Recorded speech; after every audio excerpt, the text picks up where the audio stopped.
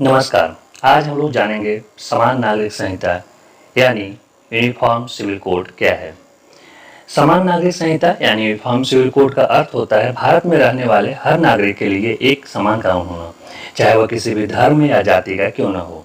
समान नागरिक संहिता यानी यूनिफॉर्म सिविल कोड में शादी, तलाक और जमीन जायदाद के बंटवारे में सभी धर्मों के लिए एक ही कानून लागू होगा। यूनिफॉर्म सिविल कोड का अर्थ एक निष्पक्ष कानून से है जिसका किसी धर्म से कोई ताल्लुक नहीं होता है। समान नागरिक संहिता एक पंथ निरपेक्ष कानून होता है जो सभी धर्मों के लोगों के लिए एक समान रूप से लागू होता है। यूनिफॉर्म सिविल कोड यानी यूसीसी लागू होने से हर मजहब के लिए एक जैसा कानून आ जाएगा, यानी मुस्लिम को भी 3 शादियां करने और पत्नी को महज 3 बार तलाक बोल देने से रिश्ता खत्म कर देने वाली परंपरा अब खत्म हो जाएगी। वर्तमान में देश हर धर्म के लोगों इन मामलों का निपटारा अपने पर्सनल लॉ के अधीन करते हैं। फिलहाल मुस्लिम, ईसाई और पारसी समुदाय का पर्सनल लॉ है, जबकि हिंदू सिविल लॉ के तहत हिंदू, सिख, जैन और बौद्ध आते हैं। संविधान में समान नागरिक संहिता को लागू करना अनुच्छेद 44 यानी आर्टिकल 44 के तहत राज्य की जिम्मेदारी बताया गया है, लेकिन ये आज तक देश में लागू नहीं हो पाया। इसे लेकर एक बड़ी बहस चल रही है। चलिए अब जानते हैं क्या है हिंदू पर्सनल लॉ। भारत में हिंदुओं के लिए हिंदू कोड बिल लाया गया है। देश में इसके विरोध के बाद इस बिल को 4 हिस्सों में बांट दिया गया था। तत्कालीन प्रधानमंत्री पंडित जवाहरलाल नेहरू ने इसे Hindu marriage act, Hindu succession act, Hindu adoption and maintenance act और Hindu minority and guardianship act में बांट दिया था। इस कानून ने महिलाओं को सीधे तौर पर सशक्त बनाया है। इनके तहत महिलाओं को पैतृक और पति की संपत्ति में अधिकार मिलता है। इसके अलावा अलग अलग जातियों के लोगों को एक दूसरे से शादी करने का भी अधिकार मिल जाता है, लेकिन कोई व्यक्ति एक शादी में रहते हुए दूसरी शादी नहीं कर सकता है। अब जानते हैं मुस्लिम पर्सनल लॉ बोर्ड के बारे में। देश के मुस्लिमों के लिए मुस्लिम पर्सनल लॉ बोर्ड है। इसके लॉ के अंतर्गत शादीशुदा मुस्लिम पुरुष अपनी पत्नी को महज 3 बार तलाक कहकर तलाक दे सकता है।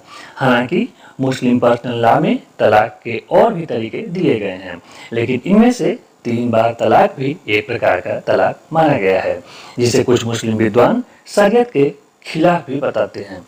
तलाक के बाद अगर दोनों फिर से शादी करना चाहते हैं तो महिला को पहले किसी और पुरुष के साथ शादी रचानी होगी। इसके साथ शारीरिक संबंध बनाने होंगे। इसे हलाला कहा जाता है। इससे तलाक लेने के बाद ही वो पहले पति से फिर शादी कर सकती है। इसे लॉ में महिलाओं को तलाक के बाद पति से किसी तरह के गुजारे भत्ते या संपत्ति पर अधिकार नहीं दिया गया है, बल्कि मेहर अदायगी का भी नियम है।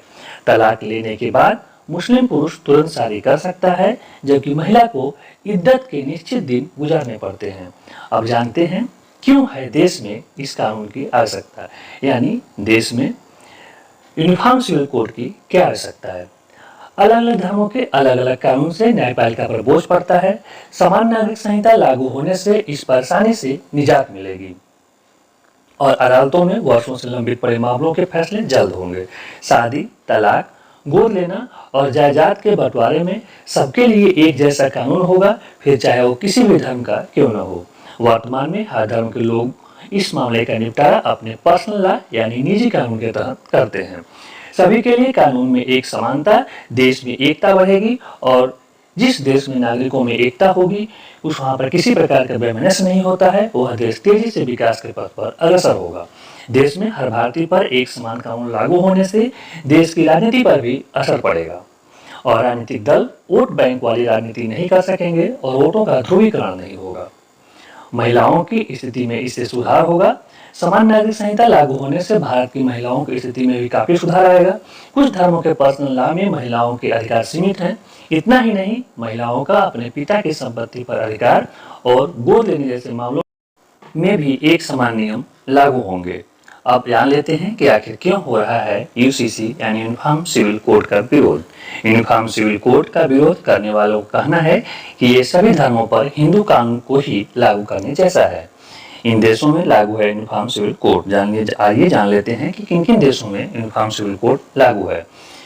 एक तरफ भारत में समान नागरिक संहिता को लेकर बड़ी बहस चल रही है, वहीं दूसरी ओर पाकिस्तान, बांग्लादेश, मलेशिया, तुर्की, इंडोनेशिया, सूडान और इजिप्ट जैसे कई देशों में इस तरह के कानून को अपने यहाँ लागू किया गया है, यानी इन देशों में इस तरह के कानून लागू हैं। चलिए अब जान लेते हैं कि भारत के किस राज्य में समान नागरिक संहिता यानी यूनिफॉर्म सिविल कोड लागू है। बहुत कम लोगों को पता होगा कि देश में ही एक हिस्सा ऐसा भी है जहां पहले से ही यूनिफॉर्म सिविल कोड लागू है। जी हाँ, यह गोवा है। वहाँ हिंदू, मुस्लिम, सिख, ईसाई इसी कानून के तहत रह रहे हैं। दुनिया के 125 देशों में शादी की उम्र लड़की एवं लड़कियों की एक समान है, यानी धर्म से इतर नियम एक है। कुछ देशों में 20 या 21 है। भारत में 18-21 का फार्मूला सिर्फ हिंदुओं के लिए है। मुस्लिम में 9 साल की उम्र रखना कहाँ तक जायज है? हर साल पहले की तरह आज तो नहीं किया जा सकता। 1400 साल पहले तो बिजली गाड़ी नहीं थे, पर क्या हम पहले की तरह रह सकते हैं?